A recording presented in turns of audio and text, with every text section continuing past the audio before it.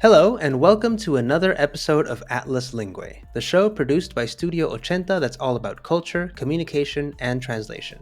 I'm your host, Luis Lopez. Today's episode is so much fun because we have actor, comedian, and online Dominican cultural ambassador Gadiel del Orbe.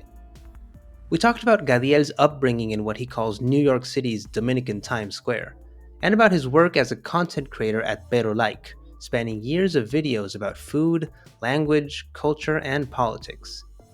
We also touched on his work on La Cabina Telefónica, the show produced by Studio Ochenta for Spotify, where Gadiel plays a hilarious and... iba muy bien. Otra vez. Hello and welcome to another episode of Atlas Lingue, the show produced by Studio Ochenta that's all about culture, communication, and translation. Today's episode is so much fun because we have actor, comedian, and online Dominican cultural ambassador Gadiel del Orbe. We talked about Gadiel's upbringing in what he calls New York City's Dominican Times Square, and about his work as a content creator at Pero Like, spanning years of videos about food, language, culture, and politics. We also touched on his work on La Cabina Telefónica, the show produced by Studio Ochenta for Spotify, where Gadiel plays a hilarious and charismatic role of, well, Gadiel. By the way, there's a lot of humor in this episode, including a couple of dad jokes, so stick around for those. Anyway, here's our interview with Gadiel del Orbe. Gadiel, thank you very much for being here. Thank you for having me. Of course. So let's start, if you'd like, by you telling me a little bit about yourself and your upbringing. From what I know, you grew up in Harlem, New York, in a Dominican family. Could you tell me what that was like in terms of how your family's culture merged with the culture you lived outside of home in your neighborhood, and just how that experience was growing up? Yeah, man, you did your homework. Yeah, yeah. I'm like, oh, all the information is out there. Yeah. Well, born and raised in New York City, like 143rd and Broadway. So there's a lot of Dominicans in the area. So it's like I always call it Dominican Times Square, right? All right. Um, but it was cool. I think I was one of it's a unique position because like you still grew up in New York City, like the home of the hip hop. So I grew up with hip hop. I grew up with the culture. There was a lot of dancing, a lot of our music. So, and also like the funny thing is, I relate so much with this whole cabina telefonica at the same time because I remember being a Right. kid and going to these little cabinas and my aunts calling my grandparents back in the Dominican Republic, right? I Yeah. remember it was like 10 cents a minute, right? Oh, yeah. And I remember standing in these booths that were so uncomfortable and cramped and just waiting as a kid. I just want to go outside and play, but it What did was they just smell like? I don't remember. ¿Tú crees que me recuerdo de esa vaina? Okay, okay. Just wanted to paint a picture in my mind, but like, sorry, go ahead. Smelled like a cabina. Right. Okay. Okay, okay. So no, I think those times, man, and growing up in like I would say the '90s in New York City, the culture was so alive, the Mhm. livelihood, like the everybody was outside, people played dominoes, there's music blasting all over the place. It was so cultural. So I Right. think kids played outside. Like nowadays, you don't see these kids playing as much outside. Like everybody's stuck inside after Wi-Fi. But Mm, I think I do miss those days. You know, I see. Gonna answer your Awesome. question. Yeah, yeah, certainly.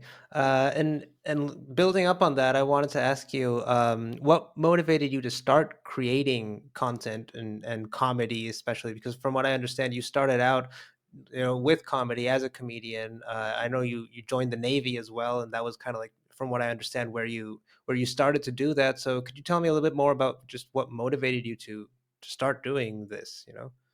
Yeah, actually, I saw Kevin Hart's special, right, and Hmm. which was a laugh at my pain. I'm like, I relate to this guy, even though I'm Dominican, he's African American, and I was like, I wanted to do stand up. I was too afraid of public speaking.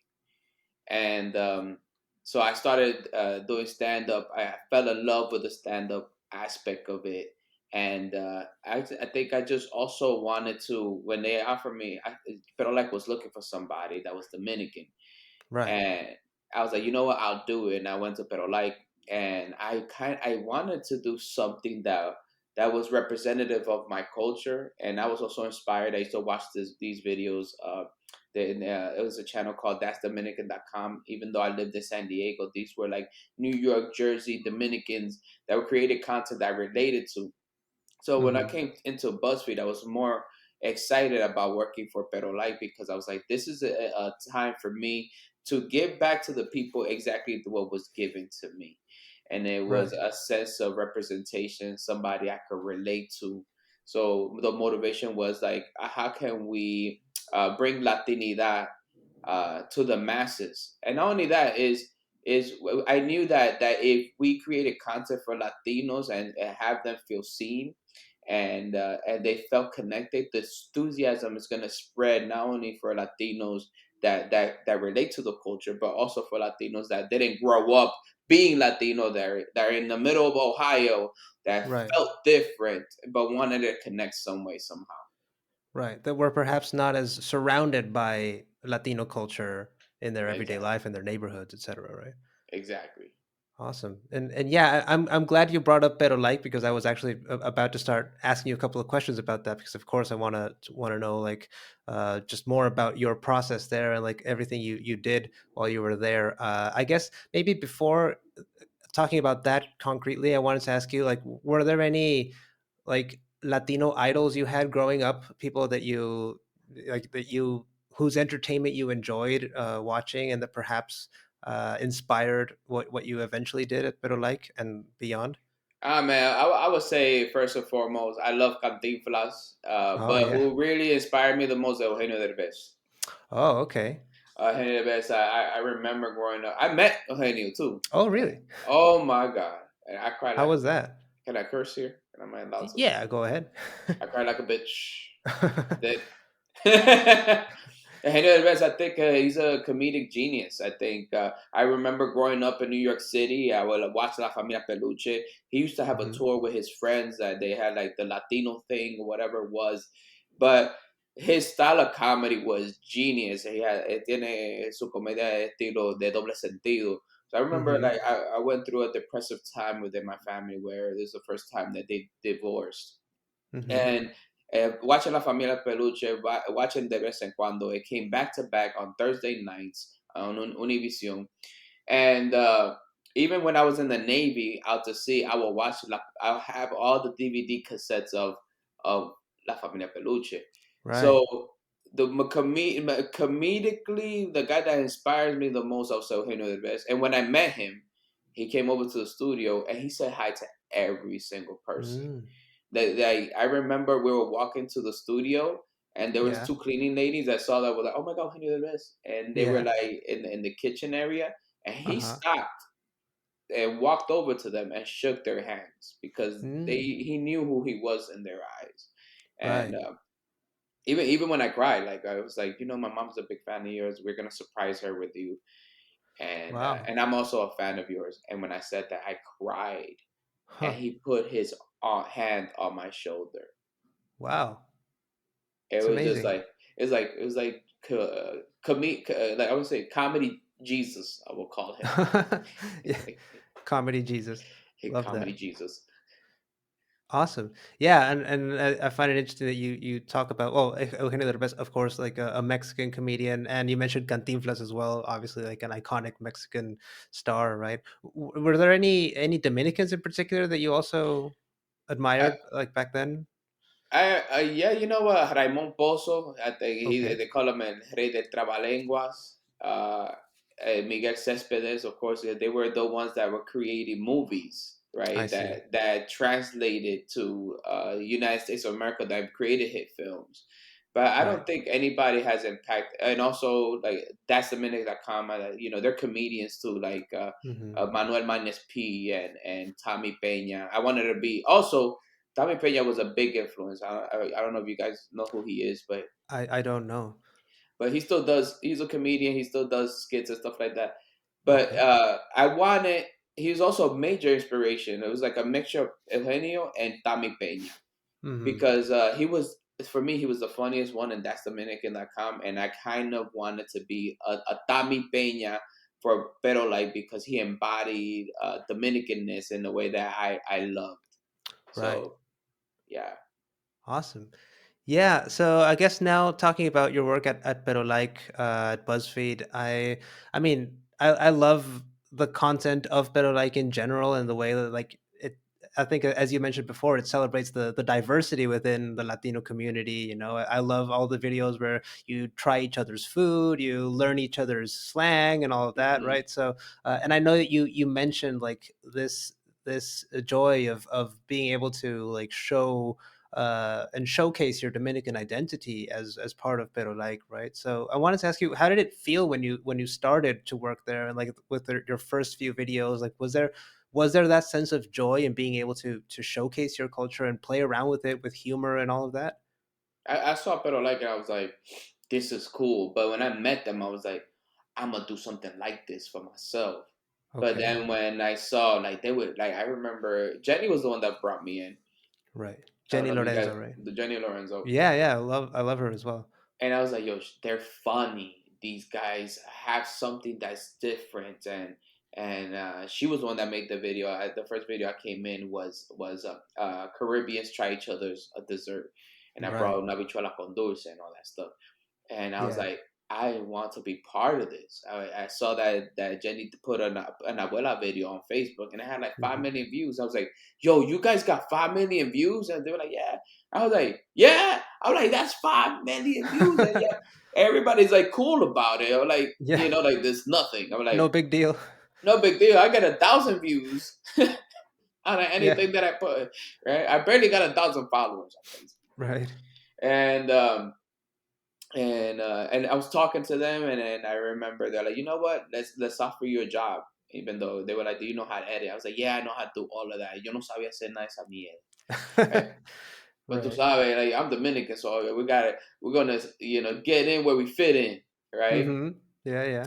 But when I remember I first started, to answer your question, first started working there, the first three, I was excited, I was nervous. I also felt like I wasn't part of something like this. This was something bigger for me, but I knew there was lessons to be learned. And I knew Right. this was BuzzFeed, and I know I could acquire lessons from BuzzFeed that I could give back to my community, Right. right? Yeah. First three videos were bangers. I think the first video was things only Dominicans understand or something like that. And I think Right. over 60K, every 60K shares it had on Facebook, like it went viral. Yeah. Uh, that did That's awesome. sounds only Latinos understand. So there was Right. like the first three videos were like at least hit over 1 million views on Facebook. So I felt good. I felt like, oh my god, I'm on top of the world. I'm the man. That's how I Yeah. felt like. I love that. I mean, of course, it feels like so amazing to see so many people like obviously watching and responding to your content. How did you feel about replies from people? Like, did you find that people were like identifying and relating to your comedy or to your content? And if so, like, what was that like reading people sort of resonating with what you're doing who could relate to those experiences? I think it was. I wanted to do something that different from what Das Dominican was doing because Das Dominican was so focused on Dominicanness Right. that I saw the crew of Pero like I'm like, okay, now this is an opportunity to encompass of Latinidad, ¿verdad? Right. Hmm. So uh no, I had a brain fart. I had a No, it's wait, okay. what was the question again? I'm sorry. About the replies from people, like how did you feel perhaps Yeah, like reading replies and people who could relate to your experiences? I think it was more of yes, it felt cool. I think sometimes you see numbers and you see these major numbers and you're like, oh man, we got these numbers. Like you get this shot of dopamine. I can't believe Yeah. that we're doing this in great numbers. But I think after a certain amount of time, it became about the numbers. And I love reading the comments of people like, oh, Gadiel is my favorite. Gadiel, I love him. Gadiel is so Hmm. funny. But I think it's a bigger impact when you're walking down the street and somebody that Right. stops you, that they come up to you and they be like, "Oh, I'm Mexican, Hmm. and thank you for what you're doing. Wow. I'm Salvadorian, and thank you for what you're doing. For so it was a bigger impact for me to meet people out and about, and they're telling me that where they're from, that they're not even Dominican. They were like, I feel seen, I feel. I relate to what you're doing, and I think it had a bigger impact on me. I was like, okay, I'm on the right path on my mission to represent my people. Because you think about Latinos, we all impacted by each other, Right, right? of course. All right, like where you from? I'm Mexican. You're I'm Mexican. from I'm from Monterrey. Yes. Monterrey. I grew up with the Mexican culture, even though I'm Dominican. I Right. know the Vicente Fernandez and Alejandro Fernandez and the Pepe Aguilar. You see what I'm Yeah. saying? I used to Yeah. be in my Yeah. car with my dad singing that quiero que se oiga mi llanto, all that shit. Yeah. Yeah. You know what I mean? And you watched the Derbez as well, right? De vez en cuando was a Mm-hmm. Mexican comedian. I grew up in Cantinflas when I was a kid, right? Yeah. Cantinflas sacó una película cada año. Mm-hmm. Master improv. Um, there's Colombians. If you think about Colombians, you're impacted not only with Colombian novelas, Betty La Fea, which was remade everywhere else, but there's Right. none of it's better than the original. Yeah. You know, we grew up with Brazil. You know what I'm saying? All right. You know, I grew Can up confirm. on Yeah. the Colombian salsa. You know, the Oh frutos yeah. tesos, the grupo Nietzsche, right? The Colombia style of salsa, you Cumbia. know, cumbia, you know, Yeah. Cali, pachanguero, right? So we Yeah. grew Of up course. impacting each other's culture. Of course. So that's what makes Latinidad unique. Because I think everybody's like, people are in a weird space. Like, what is Latinidad? We don't know what it is. There's so Right. many different terms for Latinidad now. And some people feel like they're losing the essence, but we just need to continue bringing us together. We're not a monolith, but there's a beauty of us growing and impacting each other's culture. Yeah, I love that so much, and I think I like resonate exactly with what you said right there. Like, not a monolith, but certainly influencing each other so much, right? Like, Yeah, yeah, I love that so much. And I wanted to say that we also interviewed Maya Murillo for our show for this show, and like she talked about like Pero Like as well, and just how beautiful that experience was, and the chemistry with the cast was so palpable. Of course, we could see it in the videos as well, right? So I yeah. wanted to talk to you a little bit about that. How was that experience, like sharing, uh, yeah, sharing the camera and all of that with people from other Latinos from different backgrounds and like different identities as well, and just coming together to make something like that.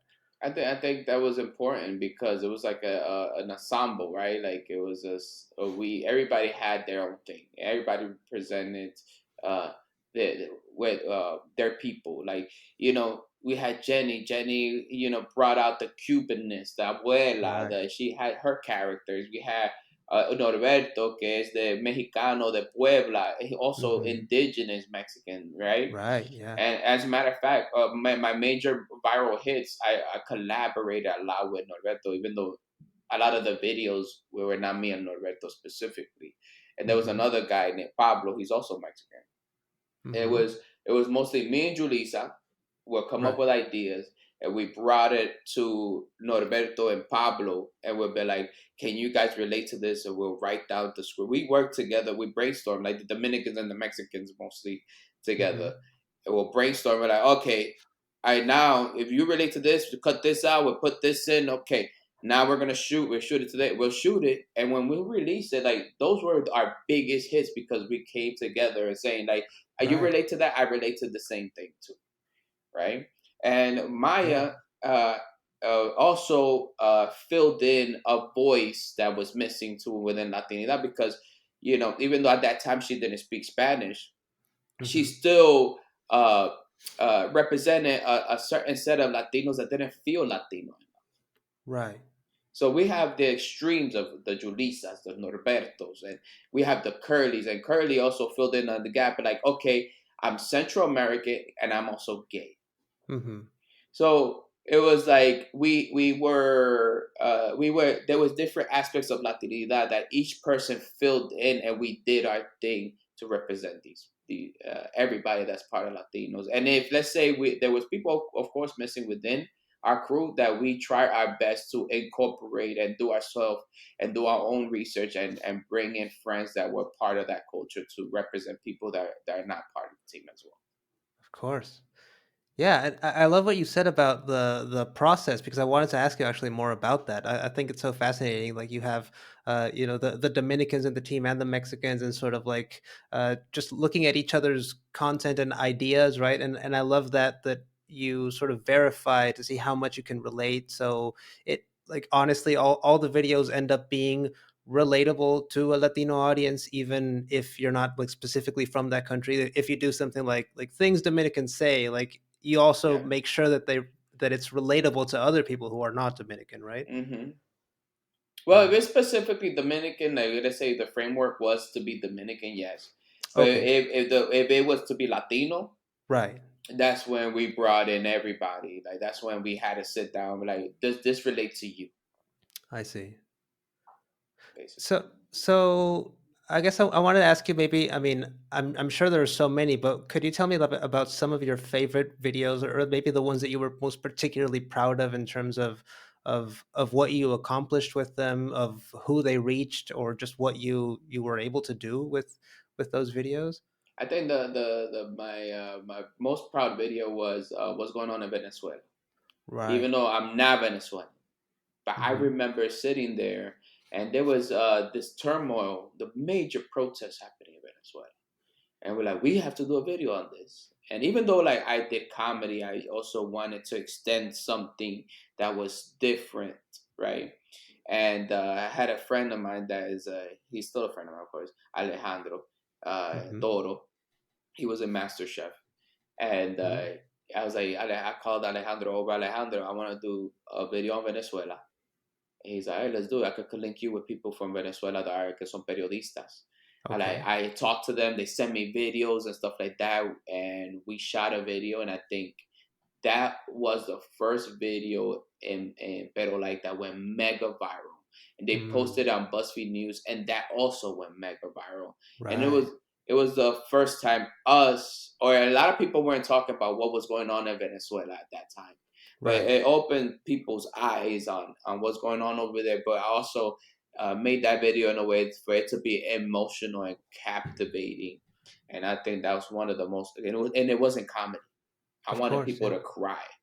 So I think that was the And video to that just be most aware of the situation as well, of of the course. situation. Because I could do anything that's informative. Anybody could do anything that's informative, but human beings are motivated by Right. emotions. Yeah. No, of course. I love that. Yeah, no, I definitely agree. That was such a like a uniquely strong video for all of those reasons. Uh, but of course, like that was like a video that was particularly that style. But of course, most of them were much more lighthearted and much more geared towards comedy and Hmm. learning about each other's upbringings and experiences through comedy, right? So, Yeah. what are some examples of that you found were particularly fun as well? Like when you had to try certain dishes or had to like Mm. I don't know, learn certain words that you didn't maybe grow up with. What are some of them that you highlight that you enjoyed particularly? I think it's hard to say particularly because we try so many dishes. I think Okay. one of the funnest videos that I did, I feel like I kidnapped Norberto and we tried different tacos, Okay. and then we did fusion, and then Norberto also did videos on me trying different types of Mexican dishes. Hmm. Uh, one of my another favorite video is the first time I tried mezcal. We went Oh, okay. to a mezcaleria here in LA, and Yeah. he had over 300 bottles. It was Madre Wow. here, and Ivan and I became friends, the owner, and now I'm a big fan of mezcal. Okay. Like I'll do a mezcal over rum any type of day, right? Oh, So interesting. like I tried mezcal for the first time, and I started eating grasshoppers. Okay. That even though at first I was like, oh, I can't eat an insect, but now I was like, I'll go. I'll eat grasshopper like nothing. It's delicious now. Yeah. But it impacted Awesome. my life in a way that now I'm a mezcal fan. Now I'll eat, me gustan los chapulines. Hmm. Yeah. So Awesome. but I can't pinpoint the reason why, because it was a beautiful experience to try different cultures. Like, I'm a big fan of Peruvian culture. I think Peruvians Mm, are underrated. right. The way my style of dancing salsa is very influenced by Peruvians. Oh, Uh, interesting. Peruvian food. Peruvians have over 500 different dishes that many Peruvians haven't even tried all their dishes. You Right. know, at the Guatemalteco have great rums, have great food, with chile relleno, like every culture, like I can't. That's why I can't pinpoint, because every Of food that I course. tried Yeah. from each country was amazing and unique on its own. Of course. No, yeah, now that you mention it, I guess it was, of course, never boring, right? Because you were just always doing different things and trying to find things that were so much fun and also just learning about so many places, right? I guess I Yeah, can imagine that it's hard to like pinpoint one or just even a few specific examples. de toda la So, vaina que hicimos, claro que yeah. no. Uh, and I mean, maybe if we talk a little bit more about your approach to humor, because I mean, obviously in Pero like, and also in your individual videos, in your like in your other accounts on Instagram and TikTok, where you do these little sketches, or like I love how you do the Latino version or the Dominican version of something. Like if Aladdin was Dominican, or if Mm. Romeo was Dominican, or Santa Claus.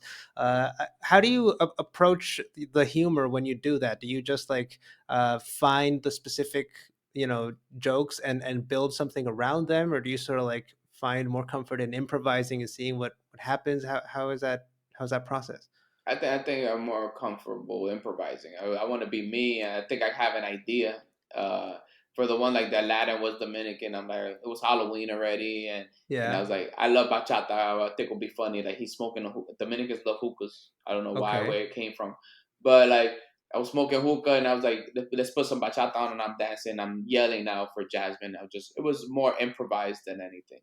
Hmm. Even though if Romeo was Dominican, it was more improvised. It's like, oh, that'd be funny, like him yelling at Julieta, like a Dominican that has no patience, Right. right? So when I approach those, is I want people to laugh, but I also want people to feel like there's an essence of el carácter dominicano, that I feel like we are funny people naturally. Hmm. You go to Dominican Republic and you go to any restaurant and you joke with any waiter, they'll have a joke back. Oh, interesting. Somos gente que somos así, que somos like quick. We're Yeah. very quick, and I think we're hilarious. And I love the essence of our Dominicanness, and I just want to showcase esa esencia a los demás. Yeah, I love that because now that you mentioned that, like quick humor, I remember one of the videos that you did on Pero like was one of my favorites was when you interviewed the Japanese Dominican chef, Mhm. who they call El Ninja, right? El El ninja. Ninja, yeah, and I just thought it was so much fun because I loved hearing him and how he talked, like, his accent, of course, but not only that, just his words and the way he construct his language. I remember he said something like, perdí el chin de japonés que sabía y lo reemplacé con mi chin de inglés. I'm paraphrasing, of course, but like I just love those little moments that made him so Dominican, and there was so much humor in how he spoke and so much charisma as well. So I don't know how was that interview in particular, because I felt like it was so just so interesting on its own. It's very interesting, yeah, and that you hit the nail on the head, because I think El Ninja embodies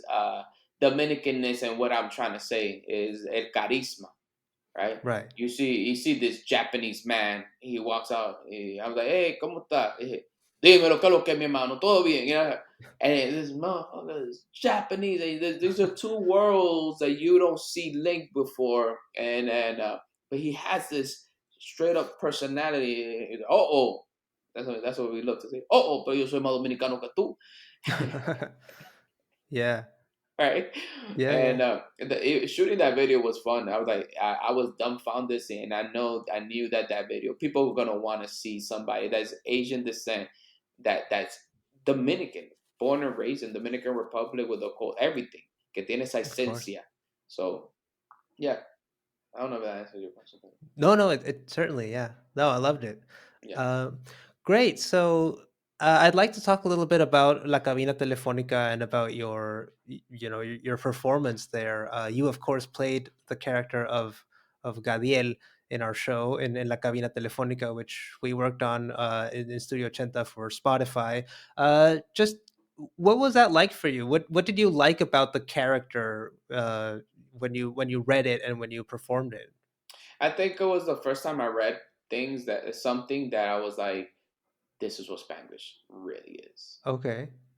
This is I was a little tired. I'm also a little tired of Hollywood when they write down these scripts and they go like, "Let's go to the fiesta," Hmm. right? Like no Latino talks like that. Right. Nothing. So when I read the script, I was like, "Oh shit, this is real Spanglish," right? So I think I was like more excited. And one, I'm a New Yorker. To have some, the show was based in New York City, Queens, New York, Yeah. out of a time that I actually lived. So I was, when I read the script, I was just excited of all encompasses of this script and this show because it's like I come from here, and this is something that I've been complaining about for a very long time, Right. right? And then I'm like, okay, this show like is answering a lot of the questions and is answering a lot of the complaints that I have. So I think I was more excited to be part of this show. To be honest, I'm not a voiceover actor. Uh huh. It was the first time me doing voiceover acting and stuff like that. Yeah. So yo llegué para allá y tenía hasta la voz ronca. Yeah. But the experience was dope. Everybody was very patient, and it was fun. It was a really fun experience. I mean, of course, the character is also named Gadiel, right? Do you feel like that name similarity, I don't know, made you closer to him? Like, do you feel kind of like him in a lot of what he did in terms of like how he was written? Could you like Hmm. relate to him in different ways? Yeah, I felt like he was me. I was like, I know what. I felt like the character was inspired by me, right? It had my Yeah. name on it, right? Not a lot of Yeah. Gadieles out there, Yeah. you know. I know one other Gadiel, and he was like, I think he's Yandel's brother, Right. But every time I see him, I'm like, ese es un usurpador. But I feel Yeah. like with the character, I'm kidding. I'm just in case he hears. I'm Yeah. kidding. I'm a fan of yours. But no, I saw the character's name. I love who the character was. Like he had his daughter back in Dominican Republic, but he was this flirt, and he's also very protective. So Right. I felt like this character. I feel like I embodied this character. This character was me, Yeah. right? Of And course. I feel like I was more honored than anything to be part of this project. Awesome. Yeah, and well, I was one of the sound editors, sound designers in the show, and of course, I had to compile everyone's voices and the sound Oh effects no and music way! and everything. Yeah, and I mean, it was a great experience. I had so much fun doing it. But one of the many things that I enjoyed was in several scenes, you as Gadiel improvise in certain moments. I remember there's this one scene where you talk to Sebastian, and like you're sort of telling him how to flirt with women, or how to rather how to like talk to women, right? Yeah. And I remember that like, you just sort of improvised off of the lines that were already in the script, and I just had so much fun listening to everything you did. So like whenever you did improvise, I tried to find a way to incorporate it into the script because it was Oh, so much fun. awesome. Yeah, and I don't know. Like, I wanted to ask you, like, how was a bit of that? Like, what are some of your favorite moments, listening back on the show, or even just performing that you had fun both listening and acting out? I think it was that you hit the nail on the head is the improvise part. I didn't know you edited, but Yeah. I remember I'll read something. I think it was I think I was making fun of somebody or something, and Oh yeah. right, and then I look I read the line right, and I was like, I want to add more things to it. I want to add a little bit more of my Dominican essence, and I kind of want to play with it a little bit, and Yeah. I'm glad that I was given the chance to play. So that's Yeah. exactly what I did. I played and improvised. I'm like, this let's bring some fun and my own comedic timing and improvisation. And I'm glad I was able to. I was given that opportunity. I think Yeah. those were my favorite parts. Are you referring? I think you may be referring to the scene where Gadiel is making fun of Juan, the florist. I Yeah, think. the floor is like it's a cabeza de huevo. I said something like that. Yeah, Yeah. I remember I heard you say a word that I had never heard before, but I just found so hilarious that I had to include it, which was el doble feo de la esquina or something like that. And like, I Yeah. just love that so much that that I included it, or that we included it, of course, and we just ran with it, and it's hilarious. So yeah, I loved those moments as well, and playing around with everyone's voices. So I Thank guess you.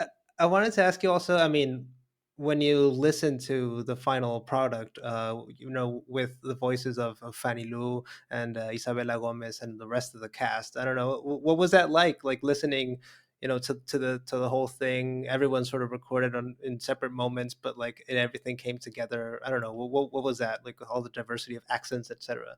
I think it was so cool to listen. To be honest, I was nervous and I don't like listening to myself. I was a little cringe. I was like, I'm a hard critic on myself. I was like, oh. Yeah, of course. For me, listening to myself is cringe. I'm pretty sure there's Yeah. people that feel like that, but you have to go through that because and I was a little self conscious to be honest. I mean, me being vulnerable in that sense. But Okay. I was like, man, there's things I could have sounded better. I could have done differently, like it. But Yeah. but besides the critique of myself, I think when I listened to the show, it was cool. Okay, listening to everybody else, or like, okay, now it makes more sense. Right. Now I could hear everybody. I see how dope everybody is. Oh, I see these people are professional, right? Yeah. And it was cool to listen to different people's accents. Yeah. So you feel like you're there. You feel at that time. You feel like you're in New York City, like listening to the sound effects that you didn't hear when I was actually reading this. One is reading the script and it being on paper and just performing it, but it's another one to listen to. Okay, now I hear the Fanny Lou, now Hmm. I hear Isabella, right? Yeah. So listening to everything when it came together, I think it was like, okay, now I could see this world, and I enjoyed it. Awesome. Yeah, thank you so much. Great. Well, I think those are all the main questions. I just have a very quick lightning round of questions that we would Okay. like to include. It's just three questions. So the first one is, what's a Dominican food that always cheers you up?